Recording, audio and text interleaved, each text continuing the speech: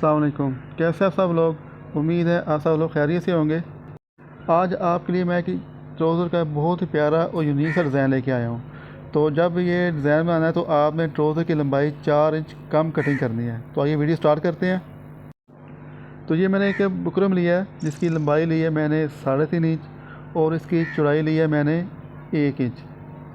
तो आपसे एक छोटी सी रिक्वेस्ट है कि वीडियो को लाइक शेयर कमेंट और चैनल को ज़रूर सब्सक्राइब कीजिएगा। फिर इसके किनारे से 2 सूत का एक निशान लगा लेना है। 2 सूत का मतलब है आधे इंच का भी आधा कर लेना है। तो ये मैंने एक किनारे पे ये निशान लगा लिया है। सेम इसी तरह ये दूसरे किनारे पर भी मैं ये 2 सूत का ये एक निशान लगा रहा हूँ। फिर इन दोनों निशानों को स्केल की मदद से आपस में मिला लेना है।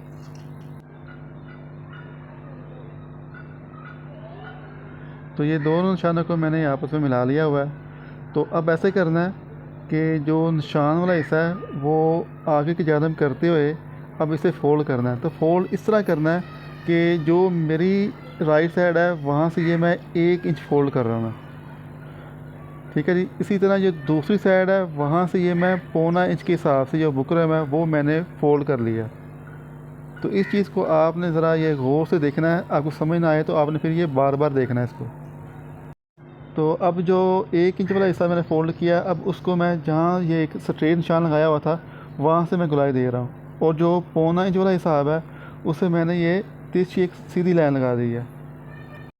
अब जो मार्किंग की है उसके मुताबिक अब इसकी कटिंग कर लेनी है। तो कटिंग करने के बाद ये हमारा एक ट्रायंगल और गोल कट वर्क है वो तैयार हो जाएगा। तो फिर आपने इसको एक हार्ड पेपर पर ड्रा करके एक हार्ड पेपर काट लेना है। जैसे कि ये कि मैंने हार्ड पेपर तैयार कर लिया हुआ है।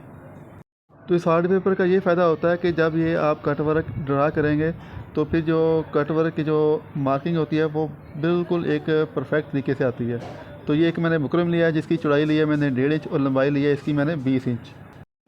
तो अब जो पैटर्न तैयार किया है अब उसे बुकरम के किनारे पर रखकर ड्रा कर लेना है। तो सेम इसी तरह ये स्टेप बाय स्टेप आखिर तक इसे ड्रा करते जाना है।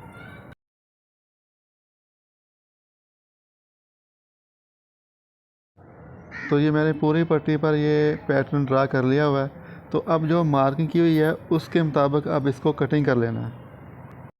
तो आपसे अगेन रिक्वेस्ट है कि अगर आपको ये वाली वीडियो पसंद आए लाइक कीजिएगा, शेयर कीजिएगा, कमेंट कीजिएगा और चैनल पर न्यू है तो चैनल को ज़रूर सब्सक्राइब कीजिएगा।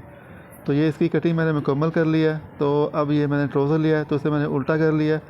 तो किनारे से 3 सूत का फासला छोड़ते हुए अब इसको पेस्ट कर लेना है।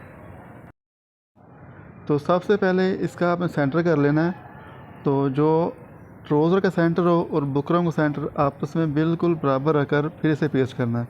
तो अब जो फालतू बुकरम है उसे मैं कट कर लूँगा। तो अब जो फालतू फैब्रिक है 3 सूत का फासला रखते हुए वो भी इसे मैं कट कर लूँगा।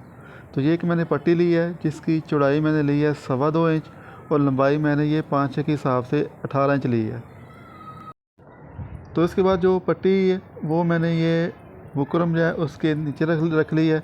तो सबसे पहले ये टांका फुल बड़ा करते हुए एक मैं रफ़ सिलाई लगा लूँगा।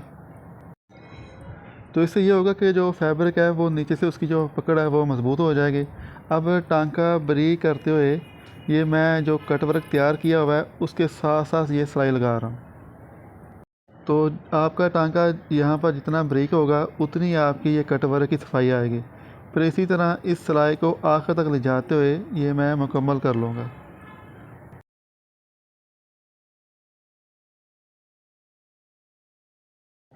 तो सिलाई मुकम्मल करने के बाद अब जो फालतू फैब्रिक है उसे मैं कट कर लूँगा। तो कट करते वक्त एक बात का ख़ास तौर पर ख्याल रखना है कि जो धागे हैं वो कट ना हो। अगर धागा कट हो जाएगा तो फिर जो कट वर्क है जब ये कपड़ा सीधी तरफ पलटाएंगे फिर उसकी जो फिनिशिंग है उसमें फ़र्क आएगा। तो अब जो कट वर्क का सेंटर है वहाँ पे छोटे छोटे कट लगा लेने हैं। छोटे छोटे कट लगाने के बाद फिर जो रफ़ सिलाई लगाई थी मैंने तो उसके धागे निकाल लूँगा। तो अब इसके ये मैं सीधी तरफ पलटा लूँगा। तो सीधी तरफ पलटाने के लिए आप कैंची की नोक इस्तेमाल कर सकते हैं या कोई भी ऐसी बारीक चीज़ जिससे ये नोक बन सके वो आप इस्तेमाल कर सकते हैं। तो सीधी तरफ पलटाने के बाद अब ये मैंने प्रेस कर लिया। तो आप देख सकते हैं कि माशाल्लाह जो कट वर्क की जो फिनिशिंग है वो बहुत प्यारी आई है। तो अब जो बुकरम का किनारा है उस पर ये मैंने चाक की मदद से एक निशान लगा लिया, क्योंकि अब इसके ऊपर ये मैंने लेस अटैच करनी है। तो लेस का सीधा रुख मैंने ऊपर की जानब रखा है। तो जो अब मैंने एक लाइन ड्रा की हुई है लेस का किनारा उसके ऊपर रखते हुए ये मैं सिलाई लगा रहा हूँ।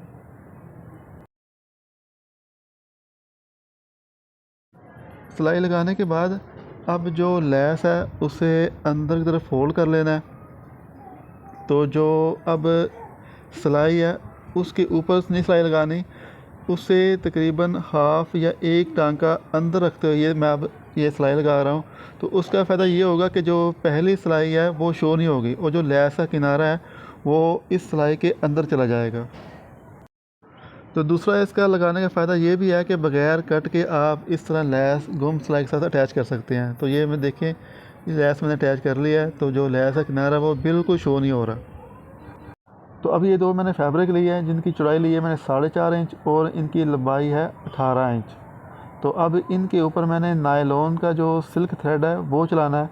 ये जो सिल्क थ्रेड है नायलॉन वाला ये आम रेशमी धागे से ये मोटा होता है। तो इसकी जगह आप कोई भी जो आपको सिल्क जो धागा पसंद हो वो आप इस्तेमाल कर सकते हैं। तो इसके इस्तेमाल के लिए जब आपने ये इस्तेमाल करना हो तो पहले आपने इसकी सिलाई लगा कर चेक कर लेनी है और टांका जो है वो थोड़ा सा बड़ा कर लेना है। तो ये धागे की जो सेटिंग है वो मैंने बिल्कुल ठीक कर लिया अपने रिक्वायरमेंट के मुताबिक। तो अब ये मैं सिलाइयाँ लगा रहा हूँ। तो स्टार्ट से ये मैंने हाफ़ इंच का ये दबाव छोड़ते हुए ये मैं सिलाई लगा रहा हूँ।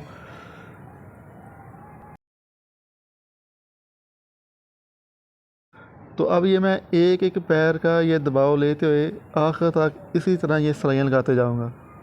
तो आप अपनी रिक्वायरमेंट के हिसाब से दो सिलाई के दरमियान हाफ़ इंच का भी ये फासला कर सकते हैं। तो देख सकते हैं कि माशाल्लाह ये जो इस थ्रेड की जो लुक है वो बहुत प्यारी आई है। तो ये मैंने आखिर तक सारी सिलाइयाँ दोनों पीस पर मुकम्मल कर ली है। तो अब जो पीस की सिलाइयाँ लगाई है तो ट्राउज़र के कट वर्क के नीचे रखते हुए ये मैं अब जो कट वर्क तैयार किया हुआ है उसके ऊपर ये किनारे पर ये मैं सिलाइयाँ लगा रहा हूँ।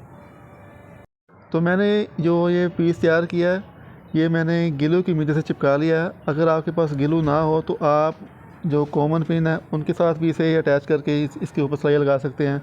तो अब ये लेस का जो किनारा आप ये मैं उसके ऊपर सिलाई लगा रहा हूँ।